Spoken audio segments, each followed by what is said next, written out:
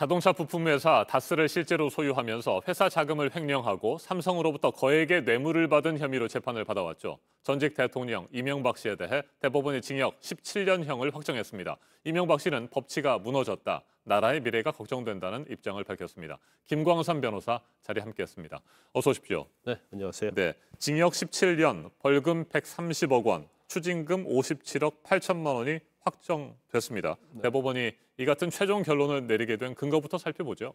일단 항소심 판결 자체에 이제 문제가 없다는 취지겠죠. 그리고 지금 이명박 전 대통령의 범죄 혐의는 크게 두 가지예요. 첫 번째 이제 뇌물이고요. 두 번째가 이제 횡령인데, 이제 뇌물에 관한 것은 한 94억 정도 되는데, 이게 삼성과 관련된 게 한 89억 정도 네. 됩니다. 그래서 그리고 이제 그 횡령과 관련해서는 이제 우리가 이렇게 13년 동안 계속적으로 논란이 있었던 다스의 실소유주냐 아니냐였는데, 이제 다스의 실소유주라고 인정을 한 거죠. 그렇기 때문에 다스와 관련된 어떤 비자금이랄지 아니면 뭐 법인카드 썼다랄지 이런 것들이 횡령 금액으로 인정이 되는 거예요. 그래서 그게 한 252억 정도 됩니다. 그래서 결과적으로는 어제 대법원 판결로서 이제까지 다스의 실소유주가 누구냐, 네. 이명박 전 대통령이라는 것을 대법원에서 판결로서 이제 종지부를 찍었다, 이렇게 볼 수 있습니다.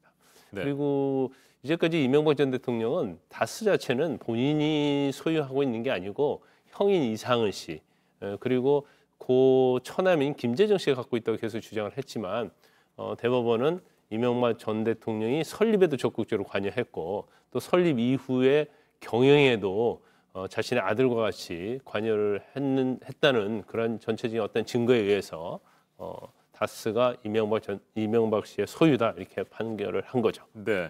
다스도 그렇고요. BBK, 도곡동 땅, 뭐 이와 관련된 의혹들이 계속해서 제기될 때마다 새빨간 거짓말이다, 이렇게 네. 주장을 하지 않았습니까? 그런데 그 새빨간 거짓말이라고 하는 이명박 씨의 주장이 거짓말이다, 이렇게 결론을 내린 거예요. 네, 맞습니다. 그런데 사실 이 다스와 관련된 거, BBK와 관련된 것이 2007년도 한나라 경선 때부터 문제가 됐던 거거든요. 네. 그런데 그 당시에 이제 검찰이 수사를 했었는데, 대선 2주 전에 검찰이 무혐의를 내렸어요. 근데 만약에 이 당시에 검찰이 제대로 수사를 해서 문제가 있었다고 판단하고 기소를 한다랄지 그랬다고 한다면, 제대로 수사를 했다고 한다면 이명박 전 대통령이 사실 당선이 되기 어려웠겠죠.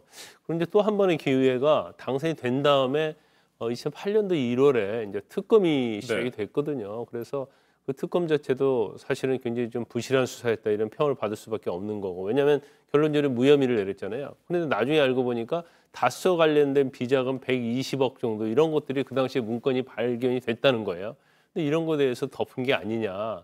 그래서 이제 두 번째로 사실은 실체 진실을 발견할 수 있는 기회를 놓치게 된 거고, 그 이후에도 이제 계속 논란이 있다가 결국 검찰에서 2018년도에 수사를 시작했잖아요. 네. 그런데 검찰에서 압수수색이랄지 아니면 측근들 진술의 어떤 근거에서 수사를 했는데 단 4개월밖에 걸리지 않았어요. 그러니까 13년 동안 논란이 있었는데 검찰이 마음을 먹고 정말 공정하고 정의롭게 수사를 했다고 한다면 몇 개월 만에 결론이 날 수 있는 것이 사실은 2007년도부터 이렇게 오랫동안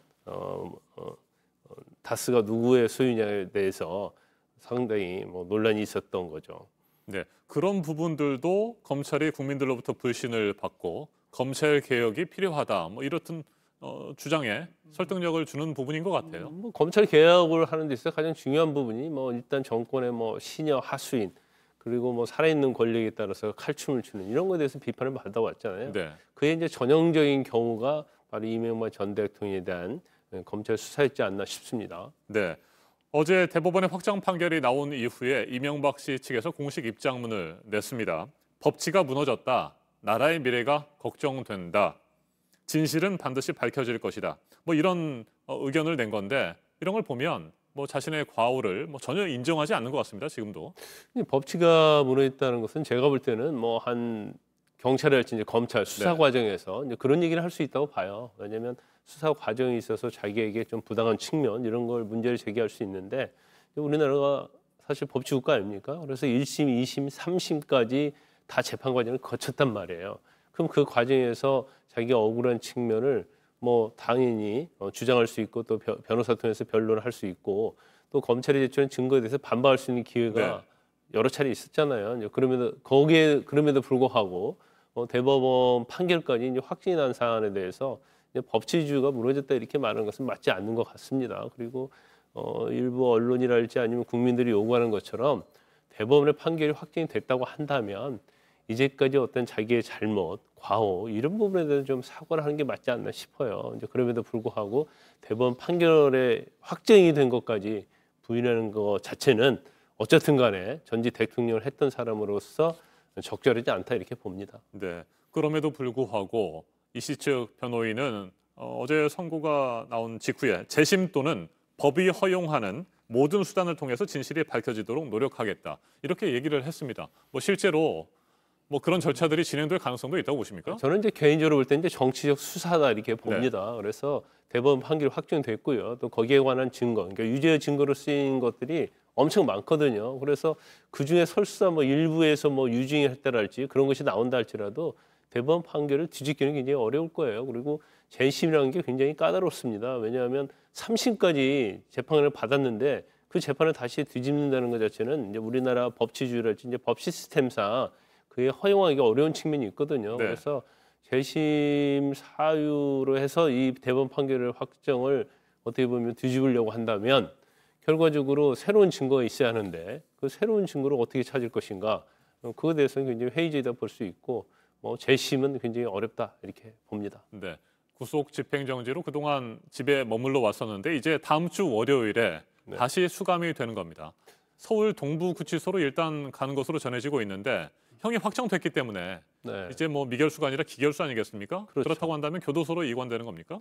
일단 지금 구속이 되지 않는 구속 집행이 정지된 상태에서 대법원 판결로 이제 확정이 됐어요. 그래서 이제 실형 선고를 받았기 때문에 일단 서울중앙지검에서 형 집행을 해야 하는데 일반적으로는 대법원 판결이 확정이 되면 소환 절차를 거치죠. 네. 그리고 대법원 다음 날 6시 정도까지 신변 정리하고 검찰로 소환을 합니다. 그런데 아마 대통령이기 때문에 이제 업무 처리 지침에 의하면은 한 3일 정도 여유를 줄 수가 있어요. 그래서 뭐 그런 부분에서 애우 차원에서 한 3일 정도 준 걸로 보이고 그러면 중앙지검에서 집행을 한 다음에 동부지검으로 인계를 할 것이고 이제 동부지검에서 이제 수용자를 분류해서 아마 교도소로 다시 이관될 가능성이 큽니다.